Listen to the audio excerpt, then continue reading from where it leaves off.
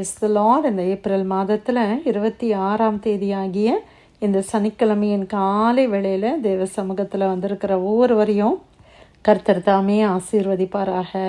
இந்த நாளிலும் நம்ம தியானிக்கிற கர்த்தருடைய வார்த்தை நம்முடைய பரிசுத்த வேதாகமத்தில் மத்தேயு எழுதின சுவிசேஷம் 10ஆம் அதிகாரம் 28வது வசனம். The gospel of Matthew chapter 10 verse 28. ஆத்துமாவை கொல்ல வல்லவர்களாயிராமல் சரீரத்தை மாத்திரம் கொல்லுகிறவர்களுக்கு நீங்கள் பயப்பட வேண்டாம். ஆத்துமாவையும் சரீரத்தையும் நரகத்திலே அழிக்க வல்லவருக்கே பயப்படுங்கள். அல்லேலூயா. கர்த்தருடைய அருமையான இந்த வார்த்தைக்காய் கர்த்தரை ஸ்தோத்திரிக்கலாமா? ஆண்டவராகிய இயேசு கிறிஸ்து நம்ம யாருக்கு பயப்பட வேண்டும் என்று இந்த வசனத்தில் மிகவும் தெளிவாக கர்த்தர் நமக்கு சொல்லுகிறார். நம்ம யாருக்கு பயப்பட வேண்டாமா? ஆத்துமாவை கொல்ல வல்லவர்களாயிராமல் சரீரத்தை மாத்திரம் கொல்லுகிறவர்களுக்கு நீங்கள் பயப்பட வேண்டாம். நம்மளுடைய சரீரத்தை மாத்திரம் கொல்லுகிறவர்கள், நம்மளை இன்னைக்கு ஒருத்தங்க கொலை செய்கிறாங்க அப்படின்னா அவங்க நம்ம சரீரத்தை கொல்லுகிறார்கள். நம்ம ஆத்துமாவை அவங்களால டச் பண்ண முடியுமா? முடியாதுல்ல பிரியமானவர்களே. அப்படிப்பட்டவர்களுக்கு நீங்கள் பயப்படாதீங்க அப்படின்னு ஆண்டவர் சொல்கிறார். அல்லேலூயா. இன்றைக்கி யார் நம்மளை ஹர்ட் பண்ணணும்னு நினச்சாலும் அவங்க நம்மளுடைய ஆத்துமாவை என்ன செய்யறதுக்கு அதிகாரம் இல்லை, தொடர்றதுக்கு அதிகாரம் இல்லை. இன்றைக்கி எவ்வளோ கிறிஸ்தவர்களை எவ்வளவோ விதத்தில் வேதனைப்படுத்துகிறார்கள். எவ்வளவோ ஊழியக்காரர்களை எல்லாம் பயங்கரமான துன்புறுத்தலுக்கு நேராய் நடத்துகிறார்கள். ஈவன் கொலை கூட செய்கிறாங்க இல்லை? எவ்வளோ நம்ம பார்க்குறோம். எவ்வளோ மர்டர் பண்ணுறாங்க. கொஞ்சம் கூட ஈவு இரக்கமே இல்லாமல் கர்த்தருடைய பிள்ளைகளை, கிறிஸ்தவர்களை அவர்கள் கொல்லுகிறதை நம்ம பார்க்குறோம். ஆனால் அவங்களால என்ன செய்ய முடியாது? அவங்களுடைய சரீரத்தை தான் கொல்ல முடியுமே தவிர அவங்களுடைய ஆத்துமாவை கொல்ல அவங்களுக்கு அதிகாரம் இல்லை. Praise the lord. ஹல்லேலூயா. அதைத்தான் ஆண்டவர் இந்த இடத்துல சொல்லுகிறார்.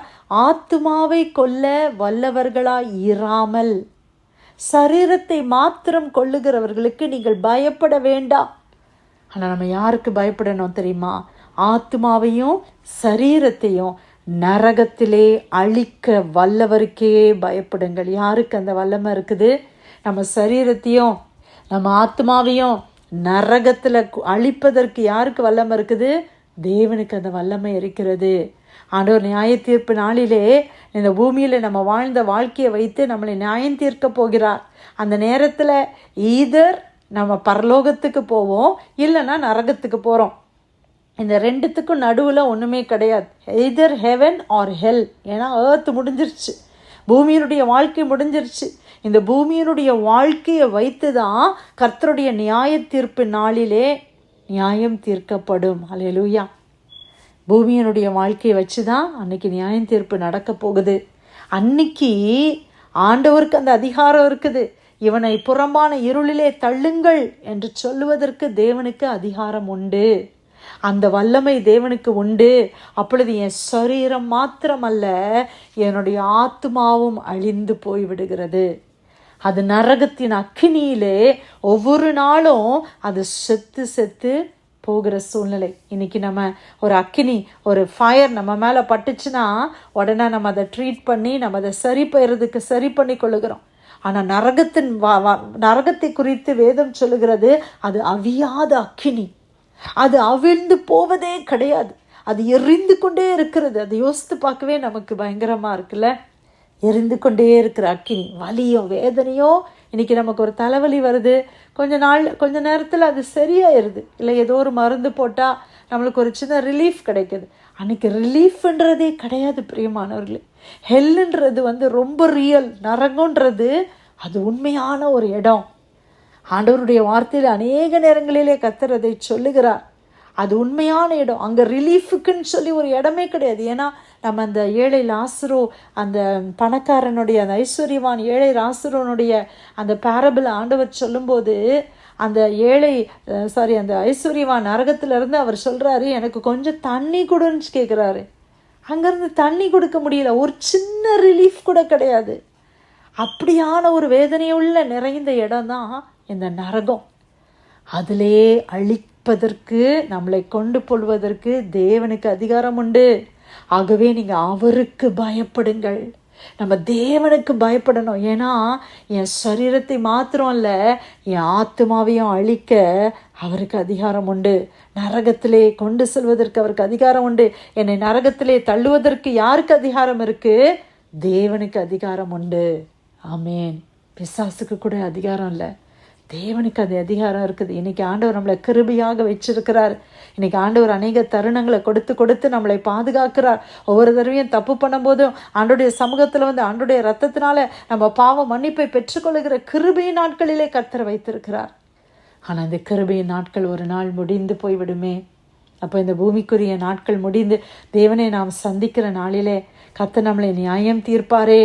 நம்முடைய வாழ்க்கை எப்படி இருந்தது, உனக்கு எவ்வளோ நான் சொல்லிக் கொடுத்தேனே, எத்தனையோ வார்த்தைகள் மூலமாக உன்னோடு பேசினேனே, இது தவறு என்பதை உனக்கு சுட்டி காட்டினேனே, நீ ஏன் மனம் திரும்பவில்லை என்று கர்த்தர் நம்மிடத்தில் கேட்பாரு. இன்னைக்கு எல்லாம் நல்லா இருக்கிறது மாதிரி இருக்குது. ஆண்டவர் நம்மளை கிருபையாக பாதுகாக்கிறார். இன்றைக்கி நம்மளுக்கு இமீடியட்டாக தண்டனை வரல, ஏன்னா தேவனுடைய கிருபையின் காலத்தில் நம்மளை ஆண்டவர் வச்சிருக்கிறார். இதே நம்ம பழைய ஏற்பாட்டு காலத்தில் இருந்திருந்தோன்னா நம்ம செய்கிற தவறுகளுக்கு உடனடியான டெத் பெனால்ட்டி நமக்கு வந்திருக்கும். ஆனால் இன்னைக்கு நம்ம யாரும் மறிக்கலை, நம்ம எல்லாரும் நம்ம துணிகரமாக அநேக காரியங்களை செய்கிறோம். ஆனால் தேவனுடைய நியாய தீர்ப்பு நாளிலே நம்ம பரலோகத்துக்கு போக முடியுமா? இல்லாவிட்டால் நம்மளை அழிக்க வல்லவராக இருக்கிற தேவன் நம்மளை நரகத்துக்கு அழிக்க அவருக்கு வல்லமை உண்டு. அல்லேலூயா. நரகத்தில் நம்மளை கொண்டு சேர்ப்பதற்கு அவருக்கு வல்லமை உண்டு. எப்படி நம்மளை பரலோகத்தில் கூட்டி சேர்ப்பதற்கு ஆண்டவருக்கு வல்லமை உண்டோ, அதே தேவன்தான் ஒரு சிலரை நரகத்திலையும் அவர் அனுப்ப போகிறார். அப்போ அந்த நரகத்துக்கு தப்ப வேண்டுமானா இன்னைக்கு நான் தேவனுக்கு பயப்பட வேண்டும். ஆமேன். கர்த்தருக்கு பயப்படுகிற பயம் நம்ம இடத்துல இருக்குதா? இன்னைக்கு நம்ம மனிதர்களுக்கு பயப்பட வேண்டிய அவசியம் இல்லை. அதைத்தான் இந்த வசனத்தில் நம்ம பார்க்குறோம். அவர்களால் என் சரீரத்தை மாத்திரம்தான் கொல்ல முடியும், என் ஆத்மாவை அவங்க டச் பண்ண முடியாது. இன்னைக்கு எத்தனையோ தேவனுடைய பிள்ளைகளை எத்தனையோ பேர் துன்புறுத்தி கொலை செய்திருக்கிறார்கள். ஆனால் அவர்களுடைய ஆத்மா தேவ சமூகத்தில் இளைப்பாரி கொண்டு இருக்கிறதே.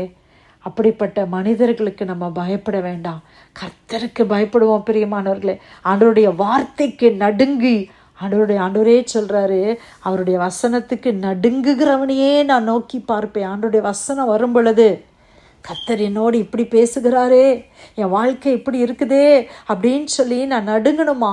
நான் அதற்கு ஏற்ற விதமாக என்னுடைய வாழ்க்கையை நம்ம மாற்றிக்கொள்ள வேண்டும்.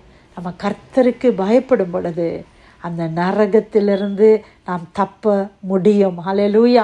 Price the lord. இந்த காலை வேளையில் மனிதர்களுக்கு பயப்படுகிற பயத்தை நீங்கள் எடுத்து போட்டு கர்த்தருக்கு பயப்படுகிற பயத்தை ஆண்டவர் நம்ம கொடுப்பாராக. நாசியில் சுவாசமுள்ள மனுஷனை நாம் பயப்பட வேண்டிய அவசியமே இல்லை. ஆமேன். தேவனுக்கு பயப்படுவோம்.